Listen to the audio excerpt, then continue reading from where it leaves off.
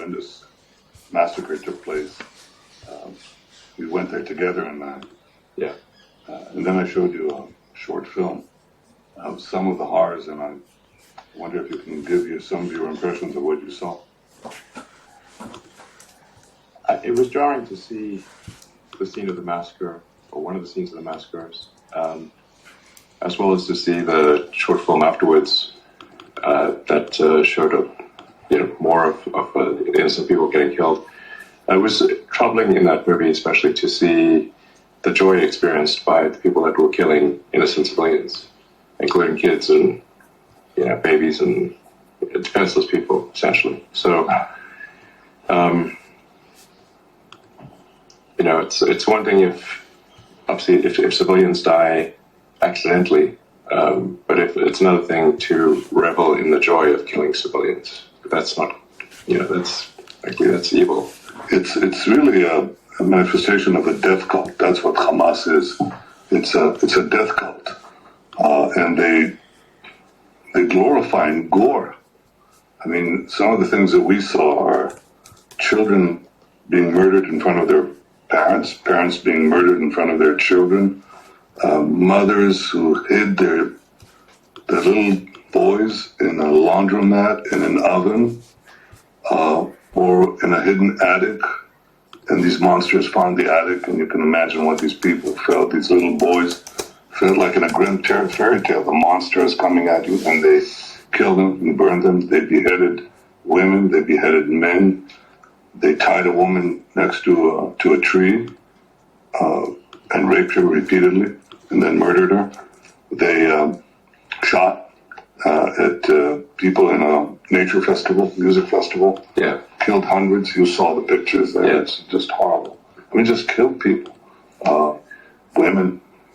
Yes. The rebuttal is often made that, Israel has killed civilians, also in Gaza. But there is an important difference here, which is that Israel tries to avoid killing civilians, doing everything it has to avoid killing civilians.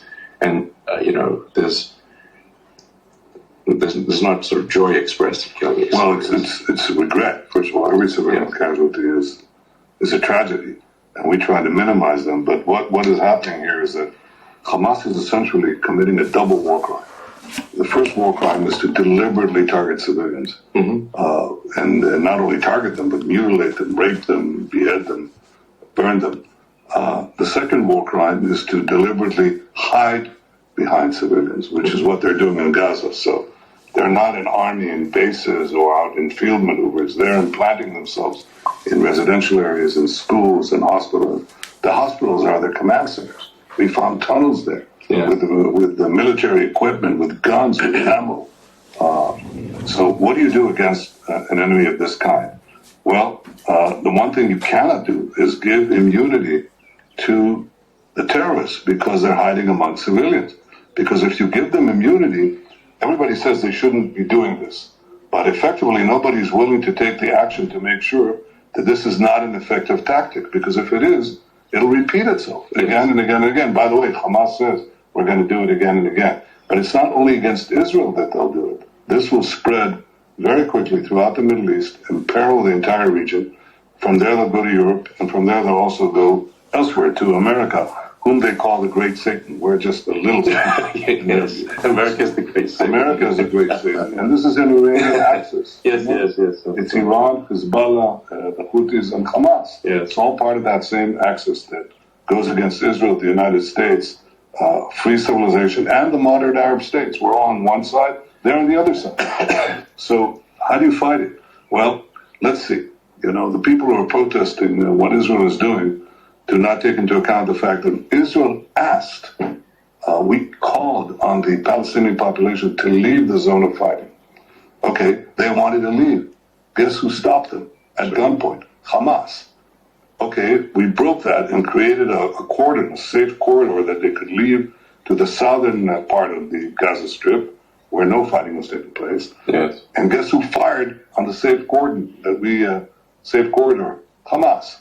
So it's not Israel that's preventing the civilians from leaving the war zone. It's Hamas.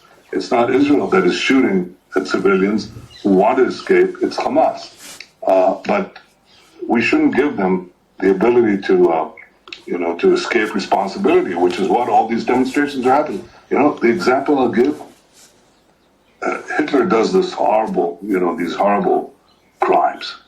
He perpetrates the Holocaust. The Allies strike back. They invade Normandy. The Germans hold themselves up in German cities. Nobody said, well, don't attack the Wehrmacht, the German army, the Nazi army, because you have civilians there.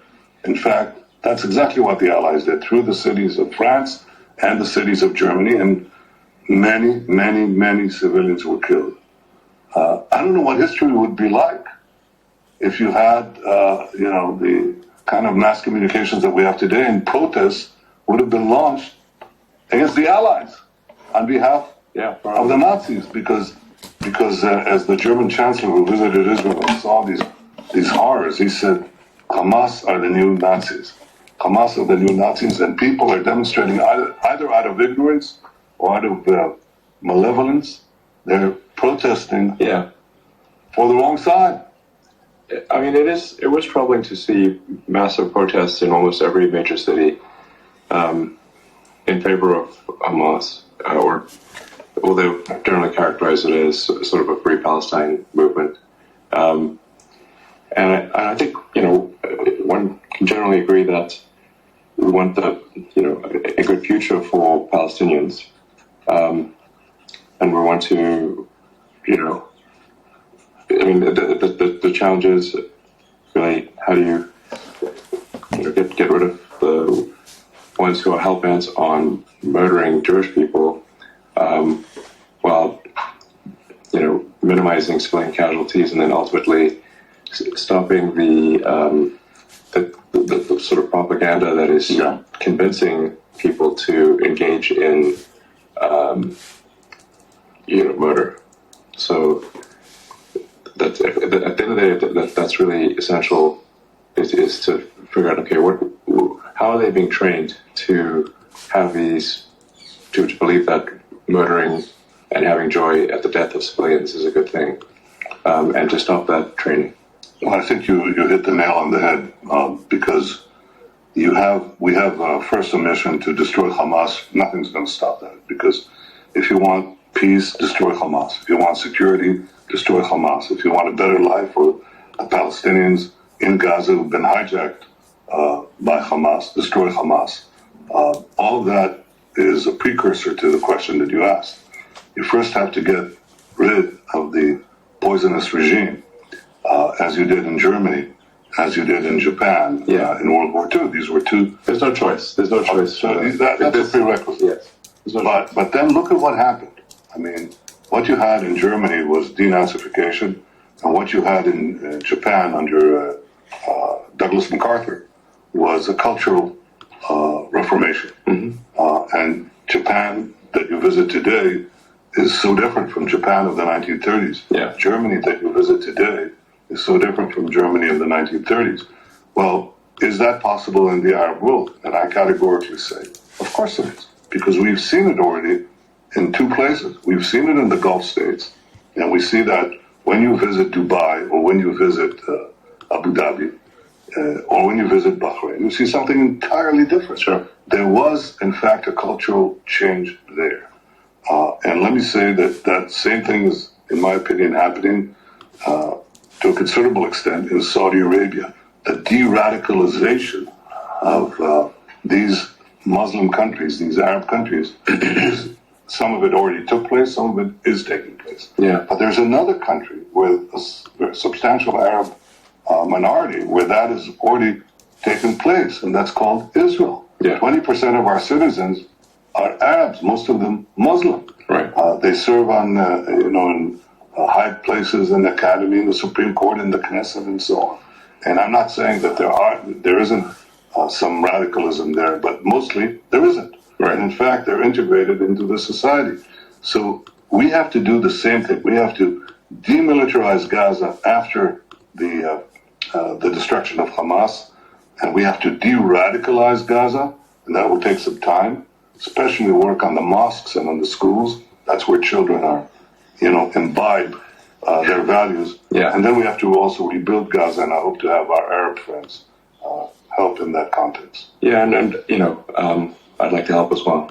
So I think it's important to pair firmness in taking out the terrorists, those who are intent on murder, and then at the same time to then help those who remain, which is also what happened in Germany and Japan. Exactly right. It's interesting because this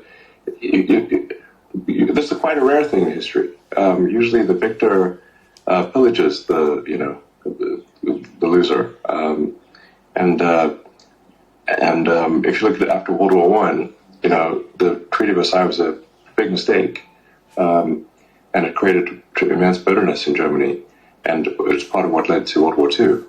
And then World War II, people realized, listen, we actually need to rebuild the economies and instead of punishing them. And so, you had the rebuilding of Japan, rebuilding of Germany and much of Europe, and then we've had peace and prosperity for a long time. I think that this is possible, but it has that small prerequisite. I'm saying small, and I don't really mean small. It's a big job of getting rid of Hamas, which we will. And remember that what Israel suffered on this ignominious day of October 7th was proportionately like 29 11s. So, when people make a ceasefire, sure, and Hamas says, well, if we're still around, we're going to do it again and again and again. That's a direct quote. Yes. Okay. So would you make? You don't need to read between the lines. No. You can just read the lines. They're quite explicit about it. Yes. So obviously we can't do that any more than America would make a ceasefire with Al Qaeda after 9/11. Yeah. And this is 29/11. So they have to go, and they will go. I'm talking about combatants. I'm talking about terrorists. Mm-hmm. I'm talking about terrorist chieftains. But then I think we can build a different future with the Palestinians. And the thing that I have to also really respond to is these demonstrations against Israel, which is the only force that is taking measures to prevent civilian casualties. We're trying to do everything that we can, including entering into Gaza humanitarian help, but we have mass demonstrations. Where were these demonstrations when over 1 million Arabs and Muslims were killed in Syria, in Yemen, many of them starving to death, those who didn't die in explosions of the battle? Where were the demonstrations in London, in Paris, in San Francisco, in Washington? Where are they? And the answer is they don't care about the Palestinians. Right. They hate Israel. And they hate Israel because they hate America. And they say so. They say from the river, free Palestine from the river to the sea. Right. You know what the river to the sea means? Yes. The river is not a river, it's a creek. It's called the Jordan River. Okay? The sea is the Mediterranean. Yes. In between is Israel. Right. All of 50 miles wide. When they say free Palestine from the river to the sea, they say destroy Israel. Yeah. So they're demonstrating for the destruction of Israel on behalf of people who committed the worst savagery perpetrated on the Jewish people since the Holocaust. That is a moral collapse. And it's understandable that people will have concern for civilian casualties because we do as well. That I understand. It's inconceivable and incomprehensible that people will actually protest on behalf of these murderers, these deliberate killers of babies, and not, they're not accidentally killing these people. We went into these cottages today. We saw where these killers came in and shot cribs. Yes. Shot families. Murdered. Bullet casings in the crib. Bullet casings in the crib, exactly. It's just shocking. Yes. And so one has to understand, in every legitimate war, there, what you said before, the accidental civilian casualties that accompany any legitimate military action. That's often happened to the Allies. It's unavoidable. It's unavoidable, unfortunately. You try to minimize it. But what these terrorists, Hamas terrorists, did is deliberately cross the line. They were out there to massacre, murder civilians en masse. And let me tell you, Schultz, the Chancellor of Germany, called them when he visited Israel. He called them the new Nazis. He called Hamas the new Nazis. I'll tell you what the difference between the original Nazis and the new Nazis is. Capability. If they had the capability, if they weren't thrown back by brave soldiers who flooded the lines and brave civilians who fought with their fingernails, they would have killed every last one of us. Yeah, I agree. So, what do you do to correct these lies and these distortions? Well, one, tell the truth. Have the conversation we're having today. But I think there's also a built-in weakness in Western higher education. It's not new. In 1933, shortly, a few days after the rise of Hitler, the Oxford Student Union had a debate. And the debate was, should that generation fight for king and country? And they resolved 2-1, under no circumstances to fight for king and country. Well, they soon learned differently. They couldn't, if they tolerated this kind of aggression that Germany was perpetrating, and the barbarism, it soon spread to Britain, it soon spread to the entire world. If we tolerate this kind of barbarism that Hamas perpetrated on Israel, by the way, on Jews and Arabs alike in Israel, Arab citizens, Bedouins, they spoke to me, these Bedouin fighters, Arab fighters in the Israeli Defense Force. One of them said, I woke up on that day, rushed to the line, and the first thing I saw, he said, the first thing I saw was a corpse of a woman, a headless corpse of a woman. And he said to me, then I knew exactly what we were fighting. We is Arabs and Jews in Israel fighting these monsters. So I think that once we recognize that, we have to unite all the forces of civilization against this new barbarism, this savage medievalism that is trying to stop a better future for all of us. But we can achieve this future. I think if we beat Hamas, we can go back to peace with Saudi Arabia. I think we can expand the circle of peace beyond anything imaginable. We can rebuild Gaza. We can build development projects that will defy the imagination of the world. But first, we have to win. It's like against the Nazis. It's like against Al-Qaeda. It's like against ISIS. First, you have to win. Yeah, I think that makes perfect sense. Those who are intent on murder must be neutralized. Then the propaganda must stop. That is training people to be murderers in the future, and then making Gaza prosperous. And if that happens, I think it will be a good future. Well, I hope you'll be involved in it. I'd love to help. And the fact that you came here, I think, speaks volumes of your commitment to try to secure a better future. I wish we had more time. The last time we spoke about AI. Yeah. And I think even here in this short visit, you had a glimpse of the great talents that are available here. There's tremendous talent in Israel. But it's talent that serves the world. It's all these things. You look at your iPhone, a good part of it was made here. You use Waze, it was made here. Sure. You eat a cherry tomato, it was made here. That's the positive part of the future that we have begun to build, and we'll resume building after this, after we defeat Hamas. Because and the last thing I say is I've never seen the people of Israel, Eilon, so united. We have an opportunity to quarrel among ourselves. Our politics are famous for it, and yet here everyone united. Everyone united.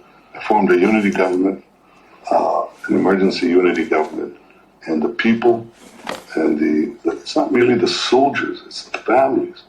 Even families of soldiers who are on the front line, and they say, finish the job so we can have a better future. Yeah. Well, I hope for a better future for here and for the world. Thank you, and thank you for coming here. Yeah, thank you for having me.